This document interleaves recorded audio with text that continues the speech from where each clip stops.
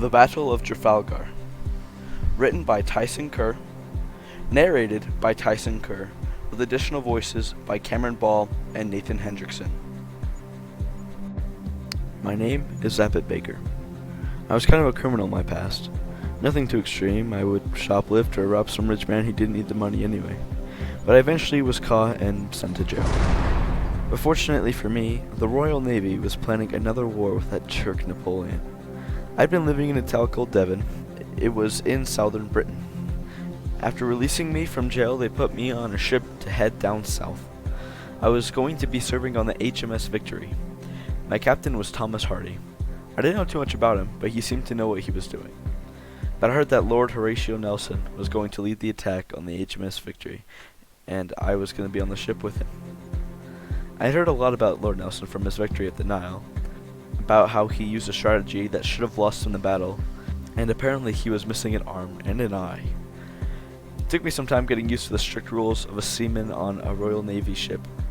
Captain Hardy was very strict and enforced his rules. Every morning we would get up at 5 a.m. The captain would blow a whistle that would let you know if it was time to get up. We all slept in hammocks tied to the short ceiling below decks. However, if you didn't get up in time, the captain would come by and cut your hammock. He called it the outer down rule. Most of the men on board were like me, thieves or drunkards in their previous lives, but most of us wouldn't be the same after this battle. After waking, we would immediately begin a deep clean of the deck of the ship. There were hundreds of men aboard as well as animals for fresh produce. This made the ship quite dirty. We would have buckets of water that we would throw onto the deck. We would then get small pieces of sandstone and scrub the deck. Although it was tough, it kept scurvy and other diseases at bay. If you cleaned well, you were rewarded with breakfast. We were able to eat meat 4 days a week, and that was arguably better than the way I had been living before. However, we were served 2 pounds of meat. It was very salty, so that it would be preserved for years, but it was still meat, so we all ate it.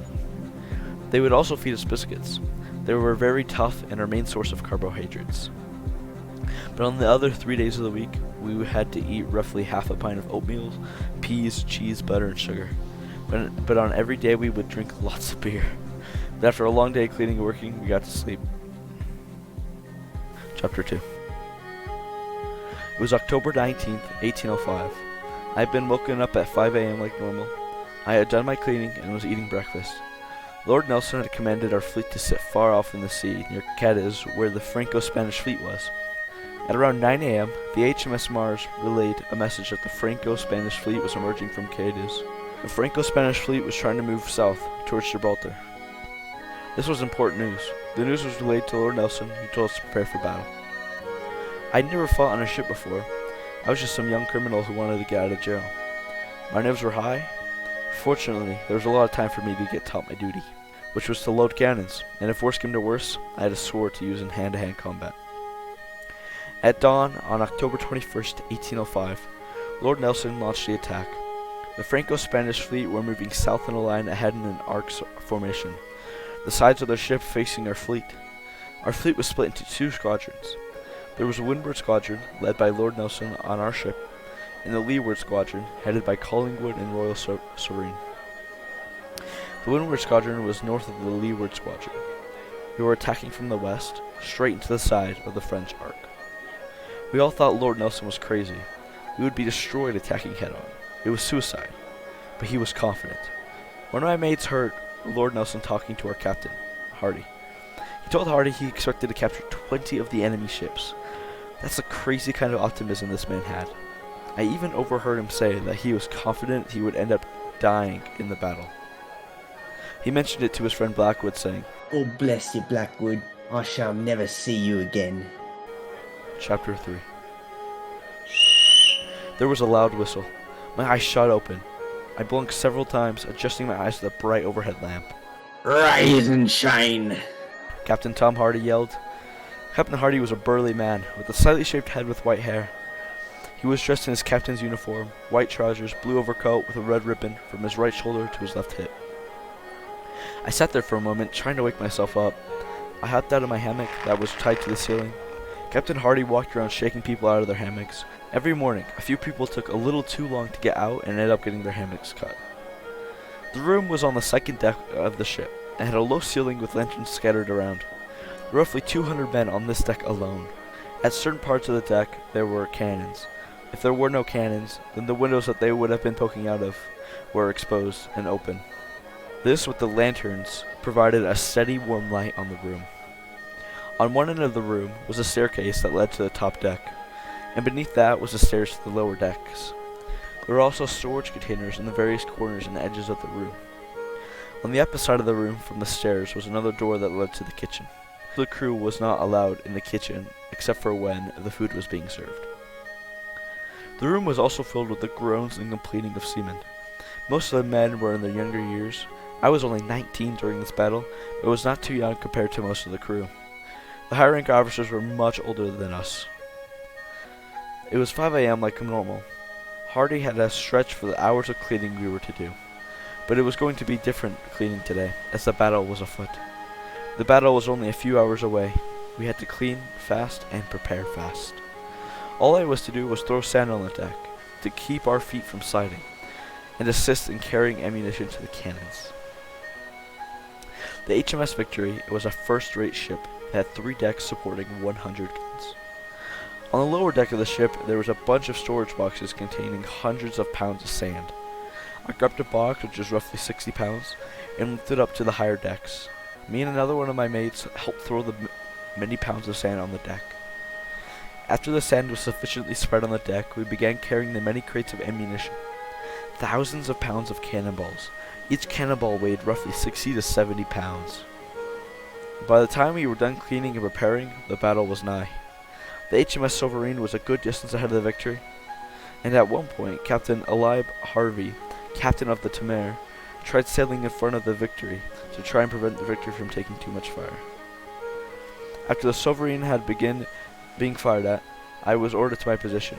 The cannons took around 7 men to load and use, and I was going to help with aiming. After sitting on my cannon for a while, one of the crew members who was on the mast of the ship slid down the ladder to the first deck.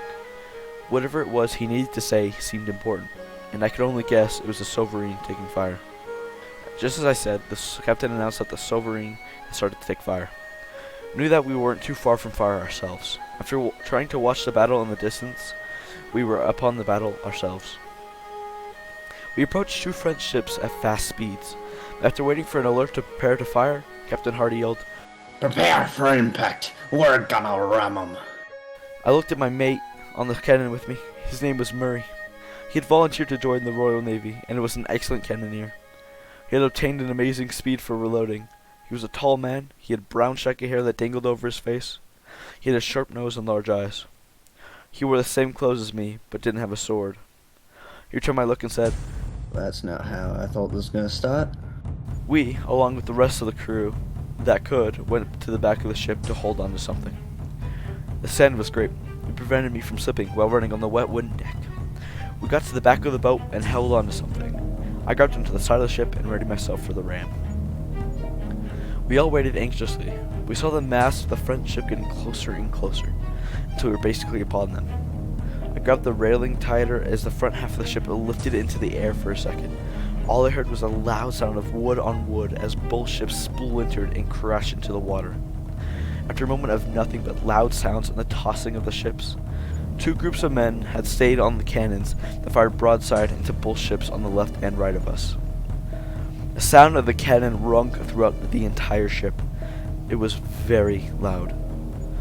Once the Victory settled back down onto the water, the Victory now had free point-blank shots on the French ships. Me and the rest of my cannon crew ran to our cannon and began firing. I used my practice and sense of depth perception to help with my aiming. I fired several cannonballs into the ship, blowing apart their lower decks.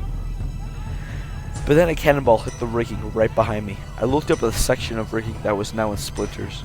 Little pieces of wood rained from above as the rigging tore and started to fall, but got caught in another section of rigging. Several pieces of wood flew into my back. Nothing too bad, but that's better than I could say for my fellow cannoneer. A large piece of wood flew into his lower back. He screamed and ran away from the cannon. I didn't see where he was going, but blood was left on the deck where he just was.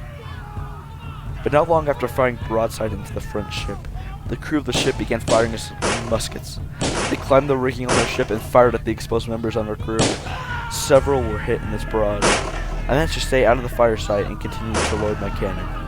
After not long of exchanging shots, I looked around just as Lord Nelson, one of the best captains Royal Navy has ever seen, was shot in the shoulder. He fell hard to the ground. Several men ran to him and carried him below decks. I couldn't follow. I had to stay and fight. Around half an hour after Nelson was shot, the firing from the ship didn't stop, but they did try and board us with their swords.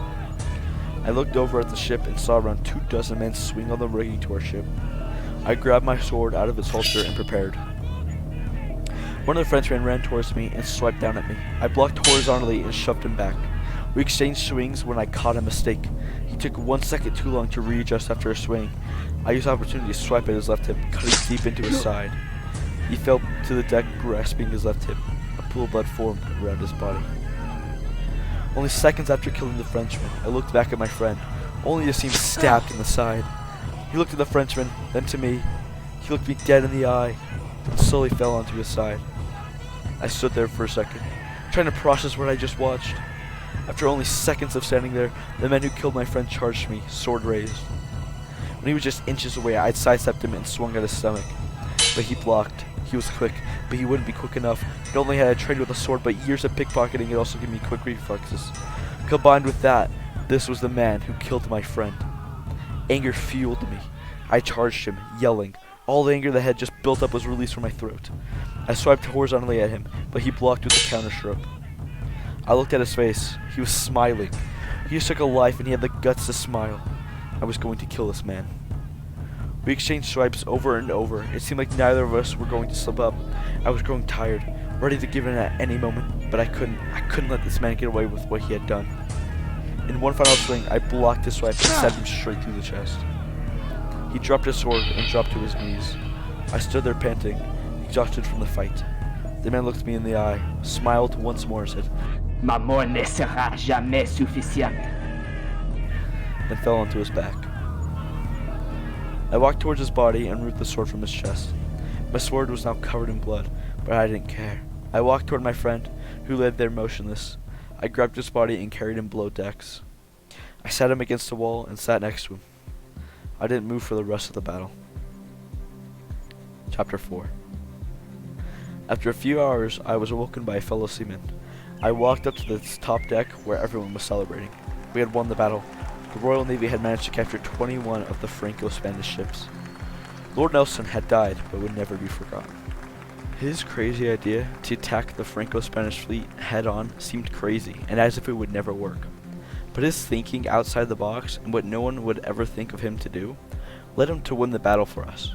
His optimism and confidence helped him and the rest of our crew win this battle. We would never find a captain like him, but we can adopt his thinking in our own ways to help with what we are going through in our own lives. I was relieved of my prison sentence and lived a happy, normal life. I gave up thievery and got married and had kids. I ended up working for a humble bakery where I baked for several years, but I never forgot my friend who died on that day, nor did I forget the man who killed him.